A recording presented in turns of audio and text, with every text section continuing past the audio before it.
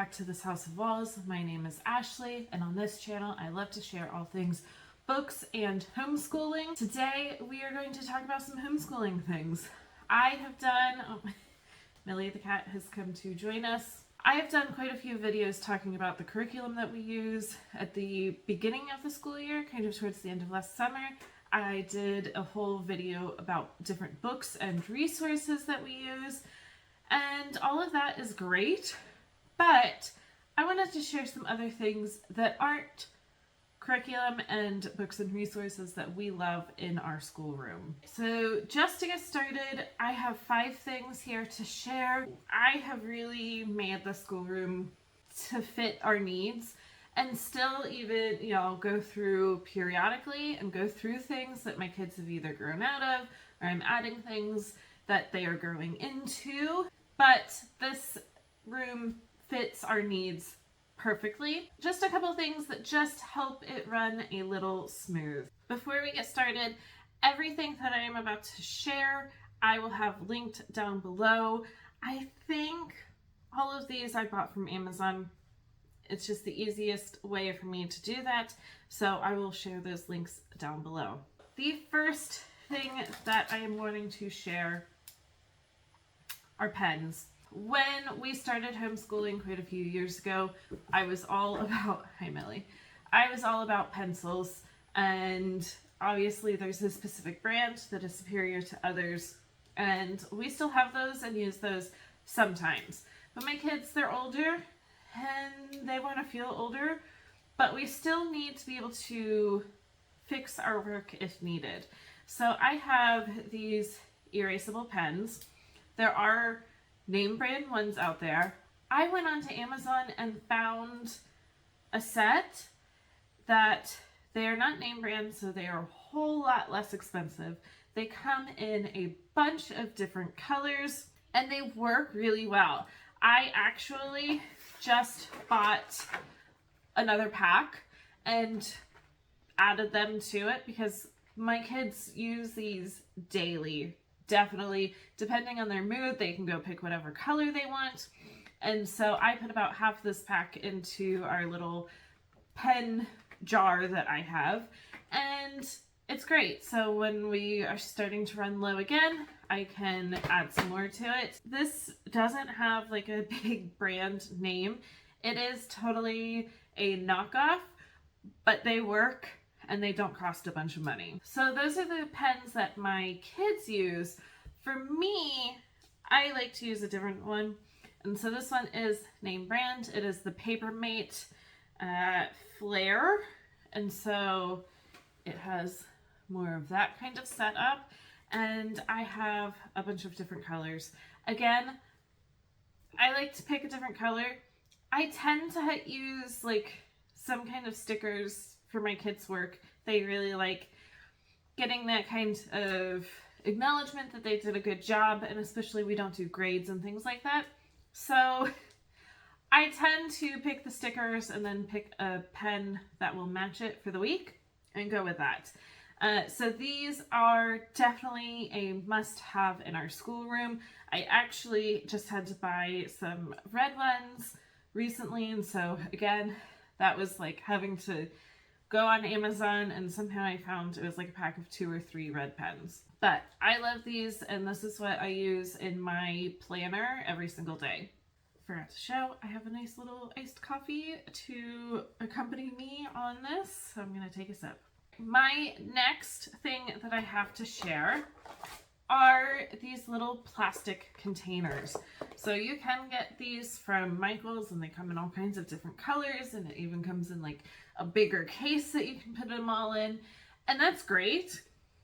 But I did find them cheaper on Amazon, and I didn't really care about all the different colors. I just wanted to be able to use them. So we use these for everything. This one here holds dry erase pens that my kids use, and so they just all fit in here. There's a little eraser in there. I also have a ton over by all of our art supplies that hold things like googly eyes and foam stickers, feathers, pom-poms, anything that my kids might want to use for art things. they can just go and grab these and use them. And then my favorite purpose for them is math manipulatives. So these are from the dollar store, and they are just plain little wood cubes, but I dyed them. I think I just went on Pinterest and figured out how to dye it, and it was basically food coloring and vinegar. And so you can see there's a whole bunch of different colors, and it's great. I have 2 of these, and in each is 50, and each color has 10. So if we needed to, we can have 10 of each color up to 100. But a great way to store this is in here. Also for things like money, I have this one as coins. I have another one for paper money. So these I definitely use for all kinds of different things. I even have one that holds the narration cards that come with Build Your Library curriculum. And so every Friday when my son needs to do a narration card, he just goes and pulls it out and has it handy. So these are a must. My next 2 things kind of go hand in hand. I like to be able to print my own curriculum if at all possible. I am not showcasing my printer on here. We have a love-hate relationship. It does really good with like single-sided print. It gets a little finicky if I have to do double-sided. It's the big Epson printer where you add your own ink into it. And I've had it for quite a few years. It has definitely paid off. Just sometimes it can be a little finicky. But I like to be able to print my own curriculum and lay it out however I would like, if that is at all possible, and just to have that flexibility. It's also nice because I have 2 different kids, and so maybe it's a curriculum that my oldest will be using, and then my youngest will be using it again next, and I don't have to rebuy it. So I actually just did print this off. This is something that we are going to incorporate for next year. So it's all printed and ready to go, but I'm going to turn it into this where it is laminated and bound. I have a Scotch brand laminator. It has been amazing. I don't always use it to laminate the front of a curriculum. We have used it for all kinds of different things like games and activities.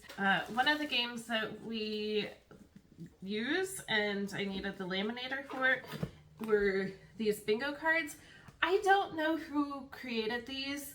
They were free. If you know who created these, there's a bunch for different seasons and holidays, and we love them. I would love to see if there are more, but the creator didn't put their name on anything, and it was probably our first year of homeschooling, so probably 4 years ago that I printed these and then laminated them, because then we can do whatever and they still look great. Alright, so this is what my laminator looks like. I remember looking, and none of the laminators out there have really fantastic reviews. This one, I think for the price that it was, had decent reviews, and so I went with it, and I can't complain about mine. And then I just used the Scotch brand laminating pouches. I just have the regular paper size. I know that it does come in larger size. Here's the cat again. It has never failed me. And then for my last thing to talk about, and obviously if I print curriculum and can laminate the front and back, but I have no way to keep it all together, it is pointless. So I have a coil binder. Now there are some different ways that you can do it. I have used a different method before and it was okay, but we really love having the total spiral, because then you can open it up and fully fold it back and use it. But they tend to be really expensive, like over $100 to hundreds of dollars, and that's just not in our budget as a homeschooling family. And so I actually found a Pro Click, and you can use it with spirals. So I have the Pro Click P50, and it is great.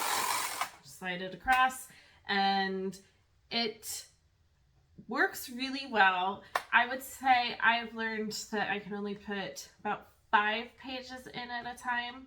So it's a slow process, but I sit here, put on an audiobook or some music, and hole punch some papers. You can buy the reusable Pro-Click like spines to use with it, but I have found you can use coils. You just have to make sure that it is a 4:1 pitch ratio, and it is the perfect size. So I have these. This one holds 40 sheets. I have 90 sheets, and then I also have 140. And I have a bunch of other different sizes that I have needed to get over the years. And I find that being able to bind on my own saves a lot of money. So here's just the coil, nice basic coil. This has definitely been a must-have in our schoolroom. Obviously we could get away just putting stuff in like a binder and things like that. I prefer not to. I'm left-handed, one of my kids is left-handed, and having to write things in a binder just gets annoying and frustrating. So this just makes it that much easier. Alright, that's what I have to share. I didn't want to kind of overwhelm this video. Obviously, we have quite a few things in our schoolroom that we use daily and really enjoy, and they definitely help in our homeschool environment. But I just wanted to pull 5 things out and share them with you all. As always, if you like these types of videos or anything else that I share on this channel, please make sure to like and subscribe down below, and I will be back for more videos soon.